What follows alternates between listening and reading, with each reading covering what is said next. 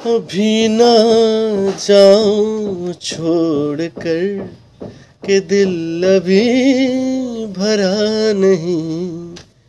আগেকার দিনে প্রপোজ করতো যখন কেউ, আগেকার দিনে যখন কেউ প্রপোজ করতো আর এখনকার প্রপোজ মানে কত ডিফারেন্স। আগেকার দিনে যখন প্রপোজ করতো, शिवजी ने चाहा तो दूसरी शिवरात्रि में मेरे घर में भी छोटा सा नन्हा सा प्यारा सा लल्ला आएगा और उस लल्ले का क्या आप माँ होना पसंद करेंगे? মেয়েটা এরকম করে চলে গেল। আর এখনকার দিনে প্রপোজ,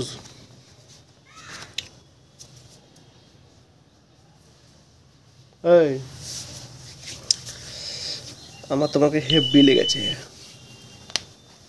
যাবে নাকি ওয়োতে? যাবে ওয়োতে?